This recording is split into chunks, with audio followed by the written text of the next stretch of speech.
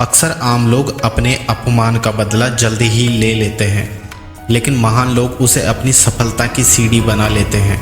Tata company को नई ऊंचाइयों पर पहुंचाने वाले रतन टाटा पर यह कहावत बिल्कुल सटीक बैठती है। टाटा सन्स में 100 से ज़्यादा कंपनियां आती है। इन कंपनियों में सुई से लेकर स्टील, चाय से लेकर 5 स्टार होटल तक और नैनो से लेकर हवाई जहाज तक सब कुछ मिलता है। यहाँ हम टाटा ग्रुप के चेयरमैन रहे रतन टाटा के जीवन की एक ऐसी कहानी बताने जा रहे हैं जो सभी के लिए प्रेरणादायक है।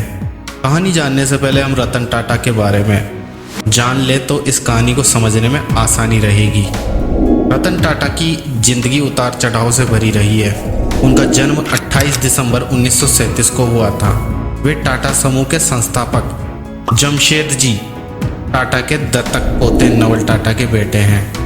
रतन टाटा ने IBM की नौकरी ठुकराकर टाटा ग्रुप के साथ अपने करियर की शुरुआत साल 1961 में एक कर्मचारी के तौर पर की थी, लेकिन साल 1991 में आते आते वे टाटा ग्रुप के अध्यक्ष बन गए।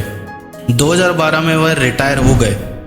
रतन टाटा ने अपने 21 साल के राज में कंपनी को शिखर पर पहुंचा दिया। कंपनी की वैल्यू 50 गुना बढ़ा दी थी।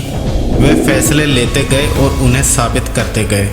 ये बात है साल 1998 की, जब टाटा मोटर ने अपनी पहली पैसेंजर कार इंडिका बाजार में उतारी थी।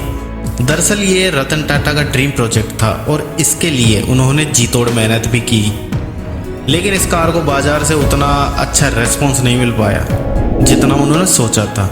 इस वजह से टाटा मोटर्स घाटे में जाने लगी। कंपनी से जुड़े लोगों ने घाटे को देखते हुए रतन टाटा को इसे बेचने का सुझाव दिया और न चाहते हुए भी रतन टाटा को इस फैसले को स्वीकार करना पड़ा। इसके बाद वो अपनी कंपनी बेचने के लिए अमेरिका की कंपनी फोर्ड के पास गए। रतन टाटा और फोर्ड कंपनी के मालिक बिल फोर्ड की बैठक कई घंटों तक चली। इस दौरान बिल फोर्ड ने रतन टाटा के साथ अच्छा व्यवहार नहीं किया और कहा कि जिस व्यापार के बारे में आपको जानकारी नहीं है उसमें इतना पैसा क्यों लगा दिया। ये कंपनी खरीदकर हम आप पर एहसान कर रहे हैं। ये शब्द बिल फोर्ड के थे, लेकिन रतन टाटा के दिल और दिमाग पर छप गए। वहां से अपमान का घूंट पीकर इस डील को कैंसिल कर चले आए। बिल फोर्ड का वह अपमान करने वाला वाक्य उन्हें लगातार बेचैन कर रहा था और उनकी रातों की नींद उड़ी पड़ी थी। बस इसके बाद रतन टाटा ने निश्चय कर लिया कि अब वो इस कंपनी को किसी को नहीं बेचेंगे और लग गए अपनी कंपनी को ऊंचाइयों पर पहुंचाने के काम में। इसके लिए उन्होंने एक रिसर्च टीम तैयार की और बाजार का मन टटोला।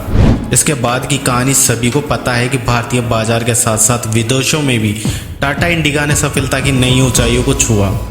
तो वही इस घटना के बाद से फोर्ड कंपनी का पतन शुरू हो गया। साल 2008 आते आते फोर्ड कंपनी का दिवालिया होने की कगार पर पहुंच गई थी। मौके की नजाकत को समझते हुए रतन टाटा ने फोर्ड की लग्जरी कार लैंड रोवर और जैगुआर बनाने वाली कंपनी JLR को खरीदने का प्रस्ताव रखा, जिसको फोर्ड ने स्वीकार भी कर लिया। इसके बाद मीटिंग के लिए फोर्ड के अधिकारी भारत आए और बॉम्बे हाउस में मीटिंग फिक्स हुई।